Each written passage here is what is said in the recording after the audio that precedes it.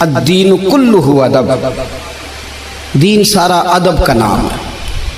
بے ادب آدمی اس کو کہتے ہیں جس کا کوئی حد بندہ نہیں ہوتا، وہ بے ادب ہوتا ہے۔ حضور نے فرمایا فَإِذَا فَاتَكَ الْحَيَاءُ فَافْعَلْ مَا شِئْتَ، جب تو بے حیا ہو جائے پھر تو آزاد ہے، جو مرضی کر۔ نبی پاک علیہ السلام سے بڑا کوئی نہیں سوائے اللہ کے۔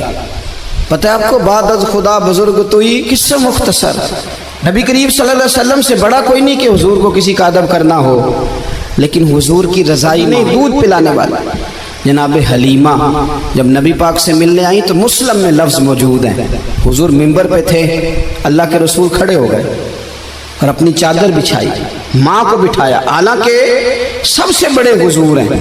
حضرت ابو بکر صدیق رضی اللہ تعالیٰ عنہ فرماتے ہیں میرے والد بوڑھے تھے، آنکھوں سے نابینا تھے، فتح مکہ پر ان کا ارادہ بن گیا مسلمان ہونے کا، میں بڑا راضی تھا کہ میرے بچے بھی مسلمان ہیں، پوتے نواسے بھی مسلمان ہیں، الحمدللہ میرے ابا بھی مان گئے۔ کہتے ہیں جب میں انہیں لے کر کے حضور کی بارگاہ میں گیا نا، نابینا تھے وہ، لے کر کے گیا تو اللہ کے رسول کھڑے ہو گئے اور حضور نے ایسا جملہ کہا کہ میں رو پڑا۔ محبوب فرمانے لگے ابو بکر اگر ان کا ارادہ بن گیا تھا کلمہ پڑھنے کا تو اس بوڑھے کو کیوں تکلیف دی، مجھے بتاتے میں گھر آ کے کلمہ پڑھا جاتا۔ آپ اس کو اعزاز سمجھیں بھائی۔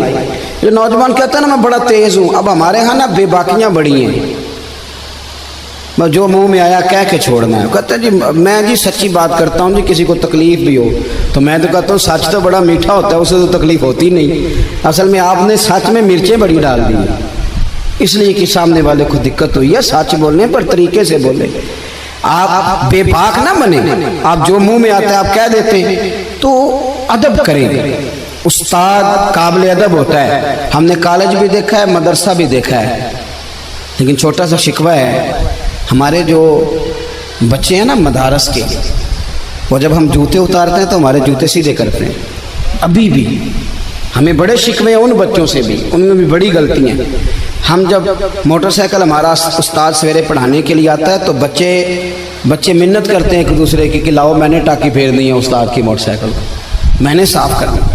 ہمارے بچے ابھی بھی استاد جی آ گئے ہیں، اور جب وہ نکلتے ہیں نا کلاس سے وہ سارا نظام وہی ہے جو آپ کا پیریڈ لگتا ہے 40 منٹ، اور جب بچے نکلتے ہیں تو کوشش ہوتی ہے استاد کو پشت نہ کریں، اور وہ کتابوں کا بھی وہ برا حال نہیں کرتے جو کالج کے اسٹوڈنٹ کرتے۔ مجھے ایک دن میں کسی کے گھر میں مہمان تھا تو ان کے یہاں ایک ٹیچر تھے جو فزکس پڑھانے آتے تھے، تو بچے سے اس کا باپ پوچھتا ہے کہ وہ ماسٹر صاحب آئے کہ نہیں؟ وہ کہنے لگا نہیں ابا وہ کل بھی نہیں آئے تھے۔ کہنے لگا کیوں نہیں آتا، وہ 5000 روپیہ ٹیوشن لیتا ہے تو آج بھی نہیں آیا وہ۔ میں نے اس کے باپ سے کہا کہ اپنی چائے اٹھا کے لے جائیں، میری تو طبیعت پھیکی ہو گئی ہے۔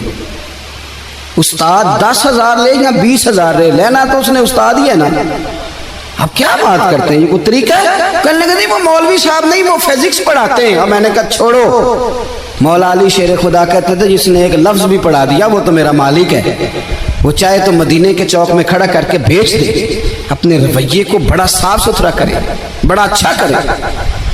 مجھے بتلائیے کہ ایک آدمی میٹرک PTC ٹیچر سے تعلیم حاصل کرے اور خود بعد میں وہ PhD کر جائے، اس کی تعلیم ڈبل سے بھی اوپر چلی گئی تو وہ PhD والا استاد رہے گا کہ نہیں رہے گا؟ بولیے۔ وہ کہے استاد جی آپ تو مطلب میٹرک PTC اور میں نے MA کیا، پھر MPhil کیا، پھر PhD کیا، میں کہاں پہنچ گیا؟ ادب کرنا ہے کہ نہیں کرنا؟ ادب آپ کو ٹھنڈا رکھے گا۔ ادب والے لوگ سمٹے ہوئے ہوتے ہیں، ان کے اندر وقار ہوتا ہے۔ امام اعظم ابو حنیفہ رحمۃ اللہ علیہ ایک باغ میں بیٹھ کے کام کر رہے تھے تحریر کا، 2 شاگرد بھی ساتھ تھے۔ اب تو آپ یہ چھوٹے سے موبائل میں سارا کچھ بند کر کے رکھ سکتے ہیں، جو مرضی کھول کے۔ اس زمانے میں کتابیں ہوتی تھیں اور قلمی نسخے، بڑی کتابیں بک رہی ہیں، نوٹس بک رہے ہیں، چائیں بائیں تحقیق ہو رہی ہے۔ اسماء الرجال ایک باقاعدہ علم ہے، اگر آپ دیکھیں تو ہم بحث کرتے ہیں راویان حدیث پہ، یہ ایک پورا ایک الگ جو ہے وہ اصطلاحات ہیں مدارس کی۔ تو بڑا محنت والا کام ہو رہا تھا، چیزیں بکھری ہوئی تھی۔ اچانک نا بچے باہر باغ میں کھیل رہے تھے، نا گیند گر گئی تو وہ بچہ آ گیا گیند اٹھانے۔ اب کتنے شاگرد ہیں ساتھ، وہ سارا کچھ ہے۔ امام اعظم بچے کو دیکھ کے، بچہ 10-12 سال، فٹافٹ اٹھے، کاغذات بکھر گئے، چیزیں آگے پیچھے ہو گئی۔ اب امام صاحب دوبارہ بیٹھے، بچے کے استقبال کو ادب کوٹ کھڑے ہوئے، دوبارہ اٹھے، دوبارہ بیٹھے، چیزیں سمیٹی، اب کچھ کاغذ مل نہیں رہے، مسئلہ بن گیا۔ बच्चा खेल रहा था, कुछ और बच्चे, थोड़ी देर के बाद फिर गेंद आई तो चूंकि उसकी ड्यूटी थी वो फिर आ गया। इमाम साहब फिर उठे, कागज फिर बिखर गए। अब वो साथ वाले शागिर्द भी ज्यादा नहीं ना बर्दाश्त करते, एक दो दफा तो बर्दाश्त किया, अब तीसरी दफा बच्चा आया, कागजात फिर बिखरे। तो इमाम अबू यूसुफ कहने लगे हुजूर ये बच्चा है, ये पता नहीं 20 दफा आएगा, तो कितनी दफा चीजें बखेरेंगे। तो इमाम साहब फरमाने लगे अबू यूसुफ तूने बैठना तो बैठ, नहीं बैठना तो ना बैठ, ये 100 दफा भी आया तो मैं उठ के खड़ा हूँगा। हुजूर कौन है ये बच्चा? फरमाने लगे मेरे उस्ताद का पोता है, मेरे उस्ताद का। एक पंजाबी का मिसरा है, अगर आपकी समझ में आ गया तो ठीक है, ना आया तो फिर भी ठीक है। एक पंजाबी का मिसरा है, किसी दरवेश ने कहा था असला नाल जे नेकी करिए वो नस्लां ताक नहीं भुल दे, ते बेअसलां नाल नेकी करिए ते फुल कंडियां नाल तुल दे।